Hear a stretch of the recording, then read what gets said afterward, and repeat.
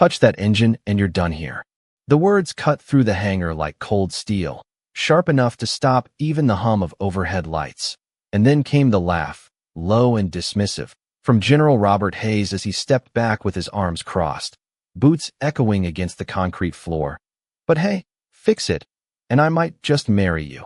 And the room answered him with a ripple of quiet chuckles, not loud, not cruel on the surface, but enough to draw a clear line between rank and ridicule as Marcus Reed stood still beside the disabled helicopter, his fingers dark with grease, his uniform slightly worn at the cuffs, his presence barely acknowledged except as the target of a joke he wasn't supposed to respond to.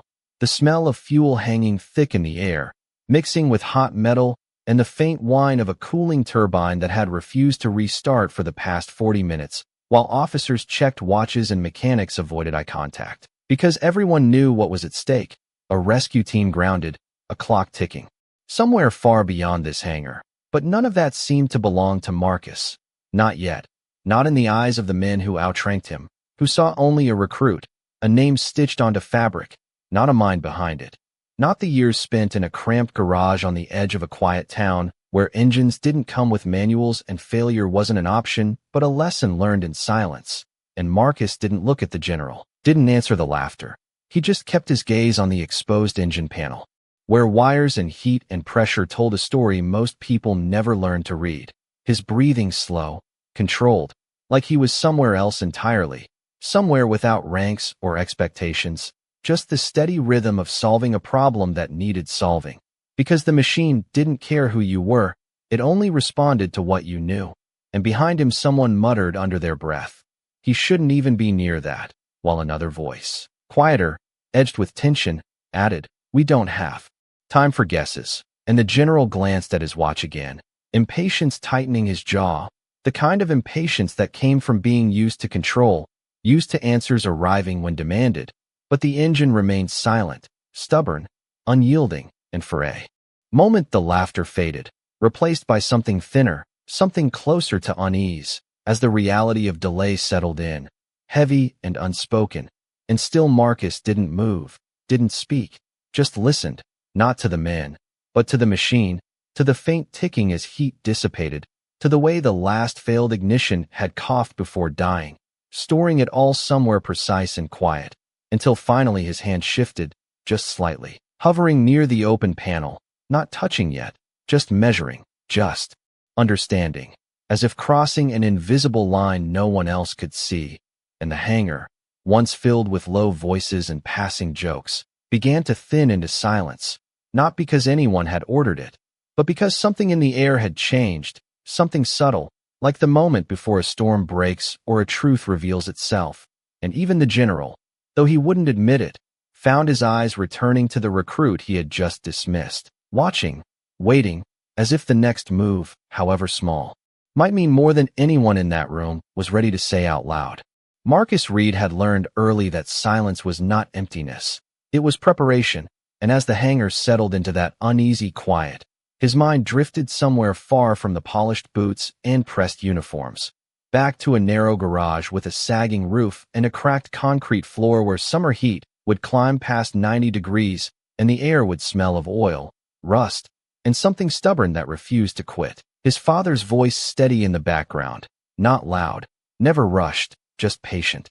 The kind of patience that came from knowing machines told the truth if you listened long enough.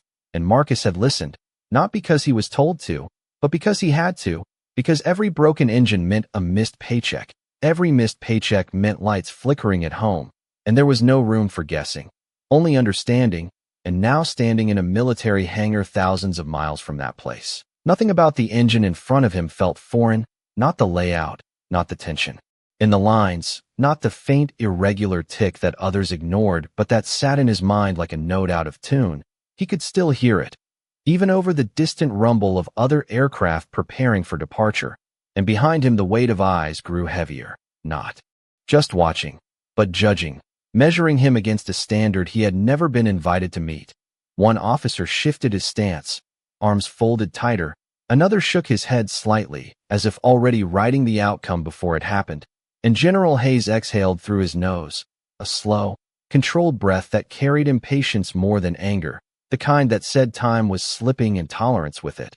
"We do not have all day," he said, not raising his voice, but letting it carry across the hangar floor, and the words landed like a reminder that Marcus was still out of place, still standing on borrowed ground.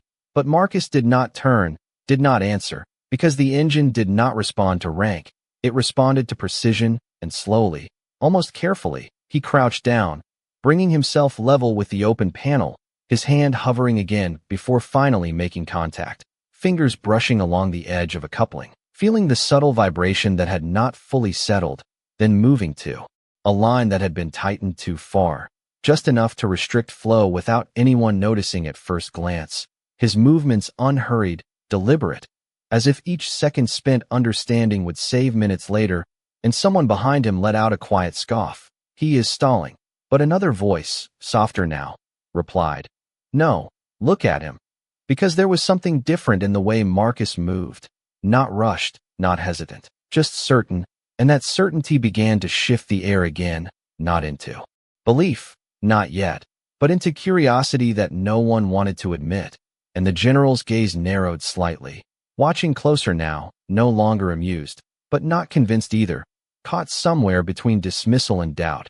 As Marcus reached for a tool lying on the nearby cart, not the one most mechanics had tried before, but a smaller one, worn, almost overlooked, and as he fitted into place, the faint metallic click echoed sharper than it should have, drawing attention without effort, and for a brief moment, everything else seemed to fall away.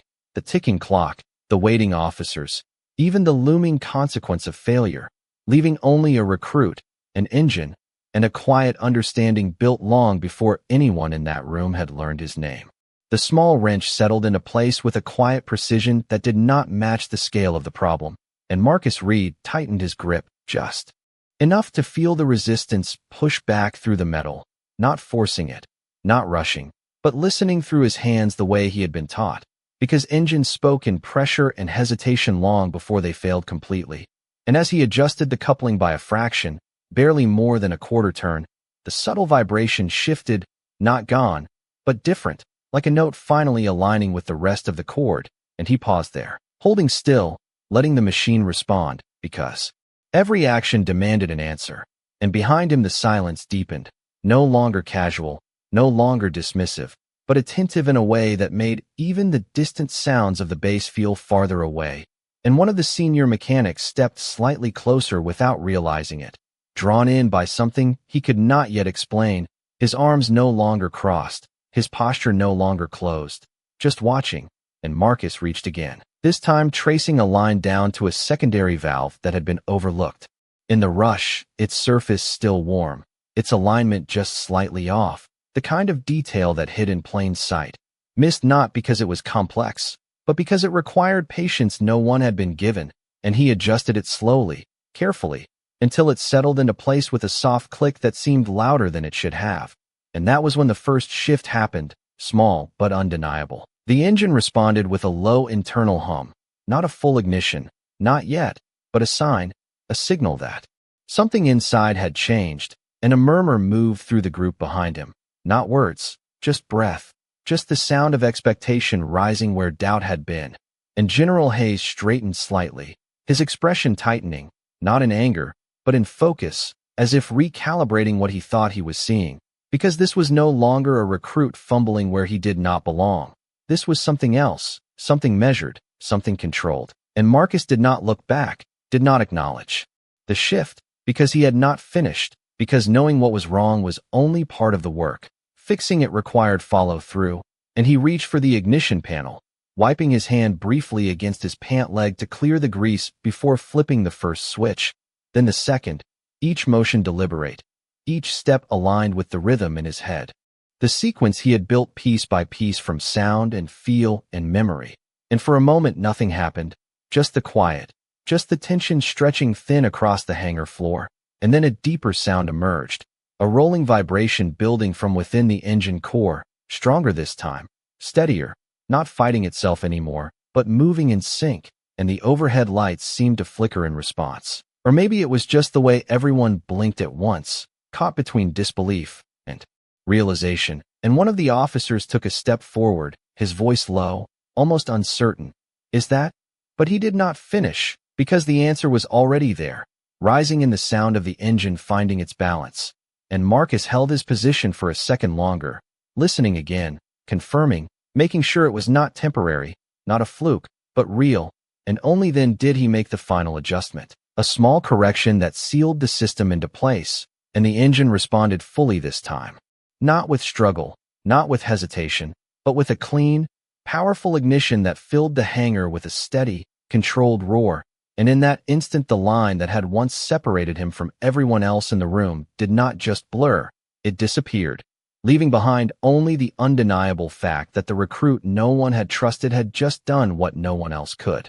The engine did not just start, it settled, the kind of steady, controlled hum that filled the space with something undeniable, something final, and for a moment no one spoke, not because they were told to be silent, but because there was nothing left to question, the sound itself answering every doubt that had been thrown across the hangar just minutes before, and Marcus Reed remained where he was, one hand still resting lightly against the metal frame as if feeling for any sign of instability, not rushing to stand, not turning to face the men behind him, because the work was not proven by reaction, it was proven by consistency, and the engine held, smooth and even, its rhythm no longer fractured, no longer fighting itself.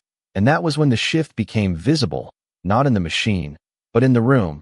The officers who had stood rigid and certain now exchanged glances that carried something quieter, something less defined, while the senior mechanic who had stepped closer earlier now nodded once to himself, a small, almost reluctant acknowledgement that did not need to be spoken out loud. And General Robert Hayes did not move at first, his posture still firm, his expression controlled, but the confidence that had once filled his stance had narrowed into something more focused, more deliberate, as if he was recalculating not the situation, but the person standing in front of him. And when he finally stepped forward, the sound of his boots returned, slower now, measured, each step echoing against the concrete in a way that carried weight without force. And he stopped a few feet behind Marcus, close enough to see the details he had overlooked before, the steady hands, the quiet precision, the absence of hesitation, and for a brief moment he said nothing, just watched, as if confirming that what he had witnessed was real, not a coincidence, not a lucky sequence, but skill, controlled and deliberate. And Marcus finally stood, wiping his hands again against his uniform, the grease leaving faint marks that did not matter, because nothing about this moment depended on appearance. And when he turned, he did not look defiant, did not look proud, just calm, the same calm he had carried since the beginning, as if the outcome had never been in question, and that, more than anything, unsettled the space between them, because it removed the need for validation. And General Hayes held his gaze, longer this time, searching for something that would restore the order he understood, something that would place this moment back into a familiar structure.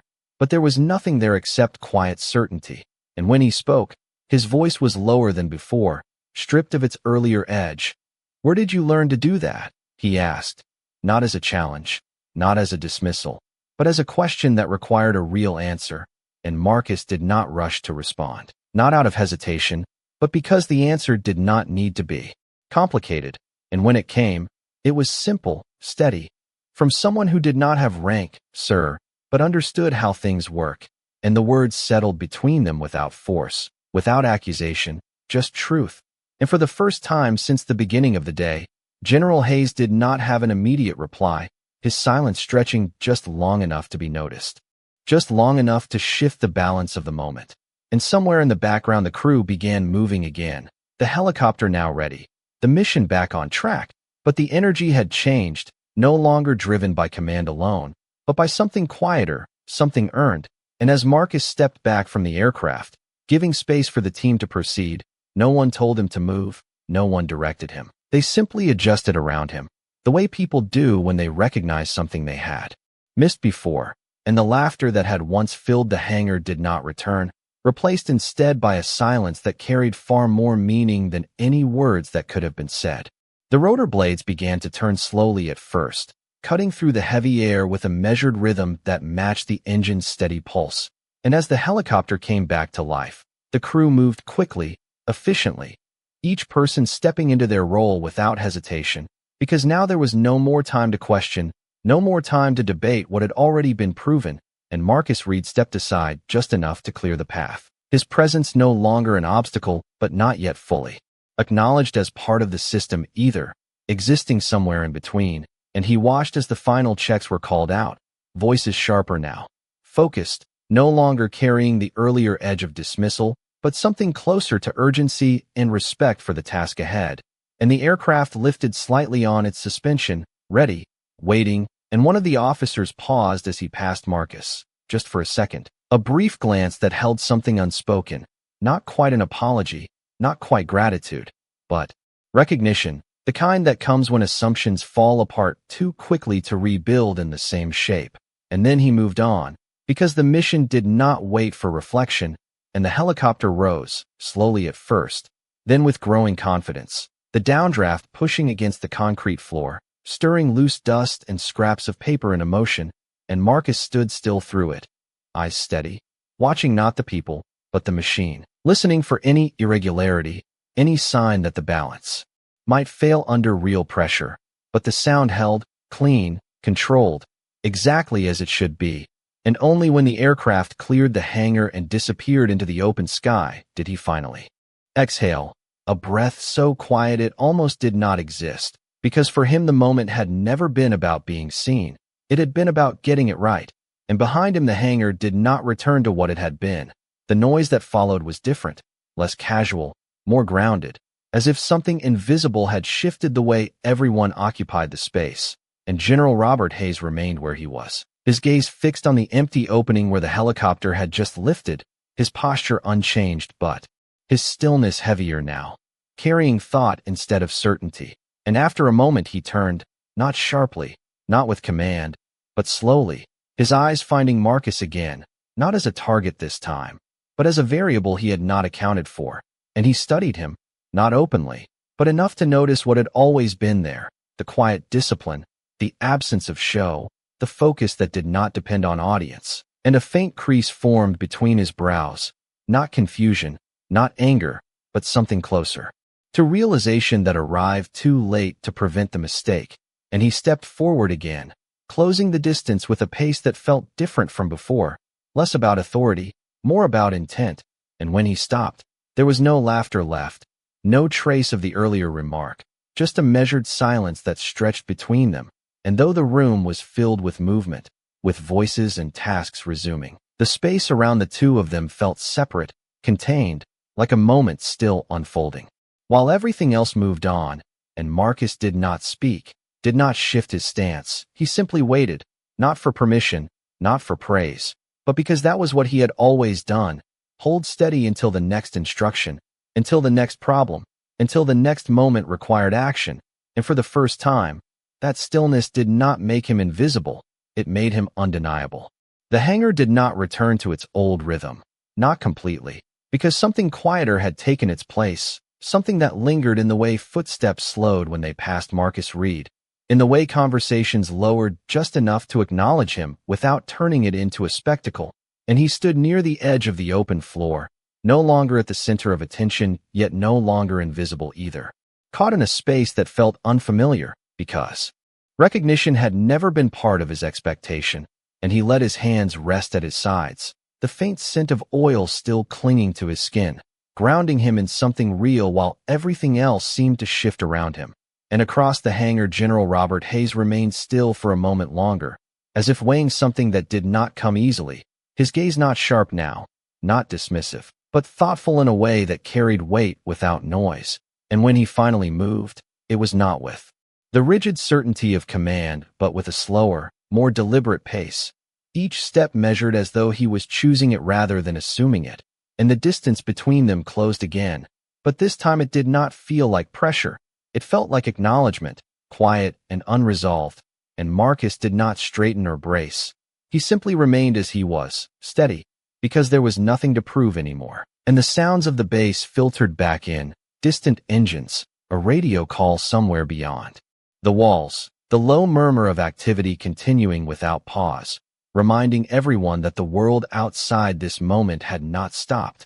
Even if something inside this space had shifted, and the light from the open hangar door stretched across the floor, catching on the polished edges of equipment, reflecting faintly against the metal surfaces, and for a brief second it touched the name stitched across Marcus's chest, Reed, simple, unadorned, yet now carrying more presence than it had just an hour before, and General Hayes stopped a few feet away again.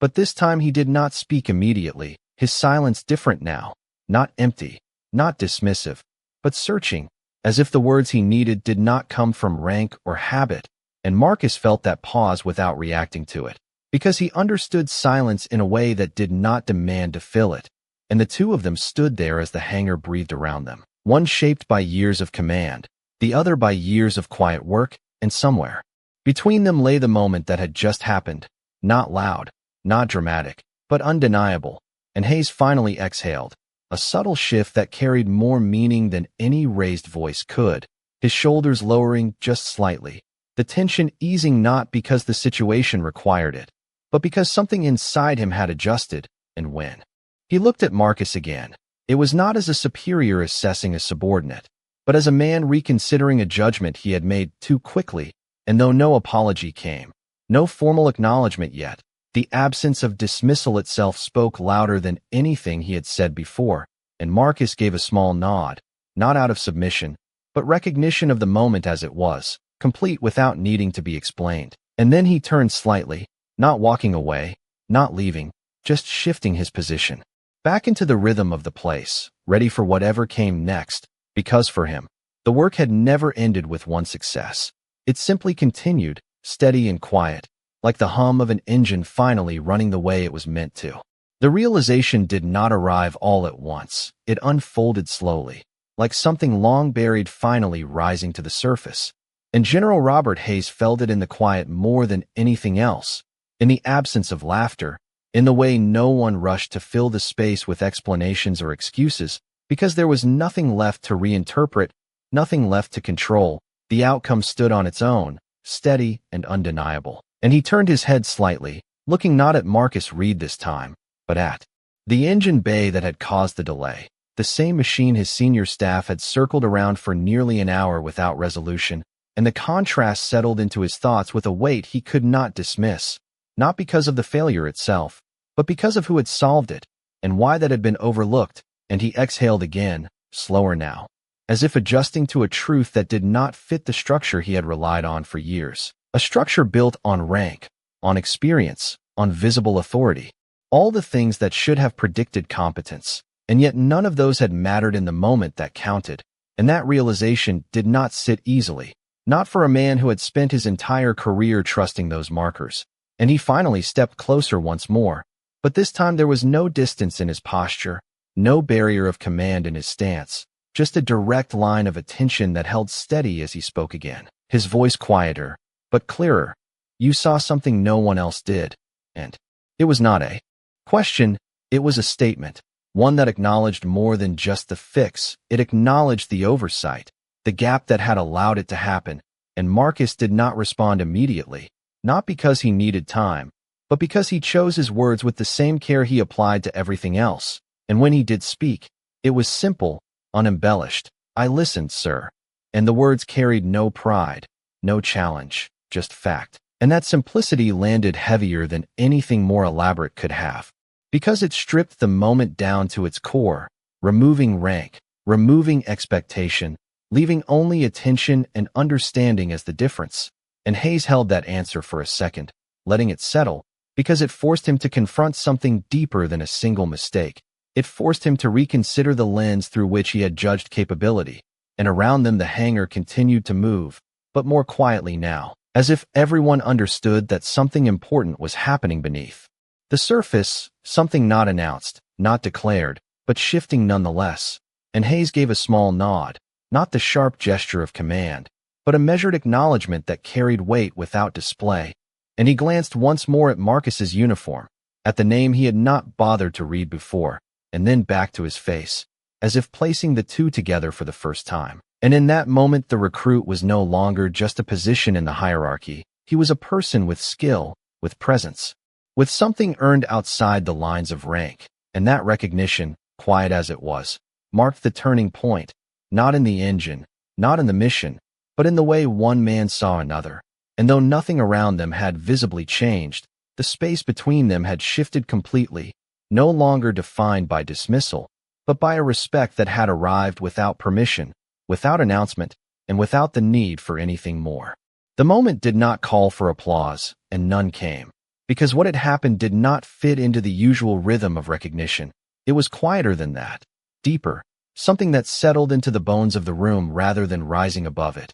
And General Robert Hayes remained where he stood, his gaze steady on Marcus Reed, not searching anymore, not questioning, but holding a clarity that had not been there before, and for a brief second he seemed to consider something, weighing words that would once have come easily, but now carried more meaning than he was used to assigning.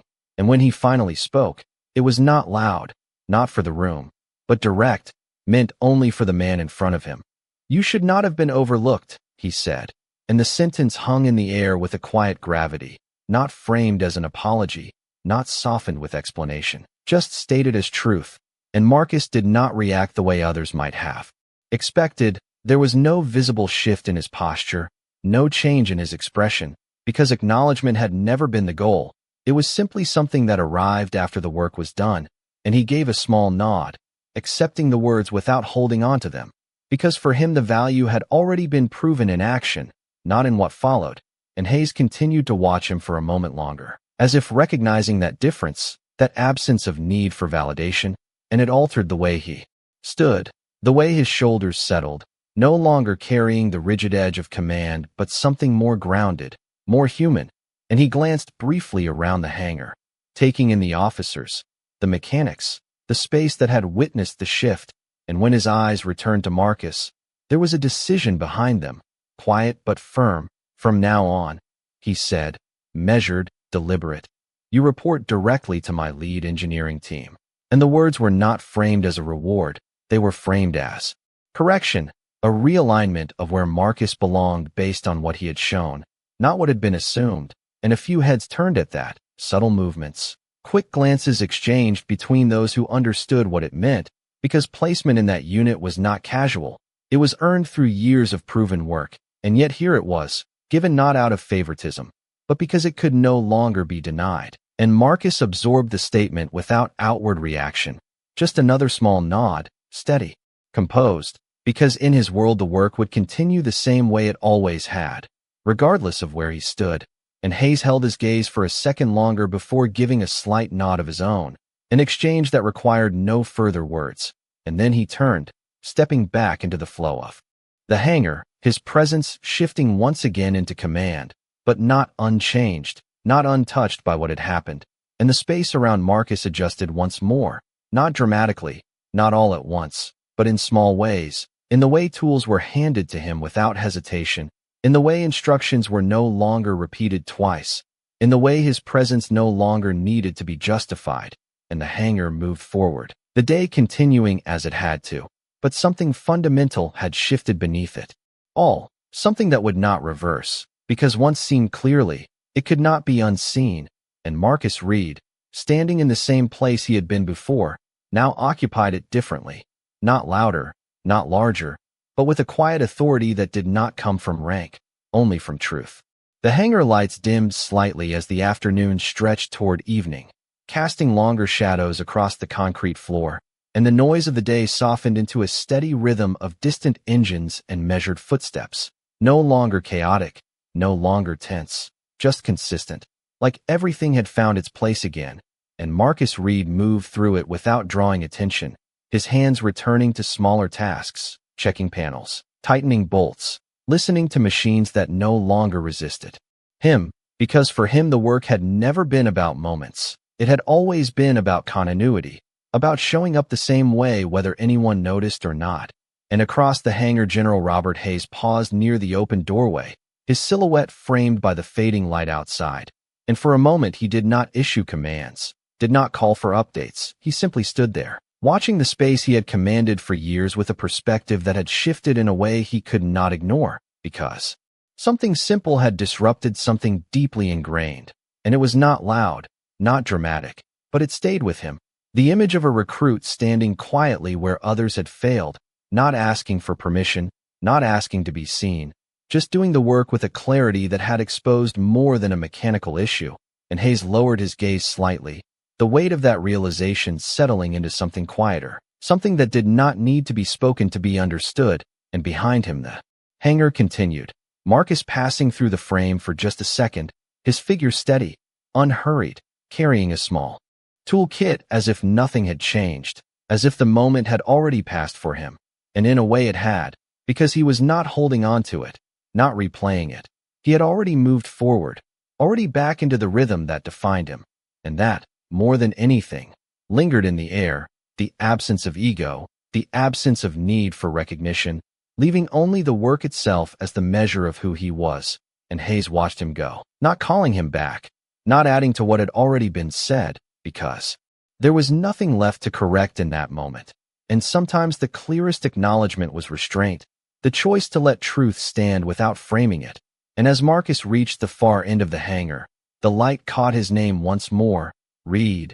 Simple letters against worn fabric, steady, unchanging, and the sound of a distant helicopter echoed faintly in the sky. A reminder that the mission had continued because of a choice made in silence, because of skill that did not announce itself. And the wind moved lightly through the open doors, carrying the scent of fuel and cooling metal, brushing past both men in the same way, without distinction, without hierarchy.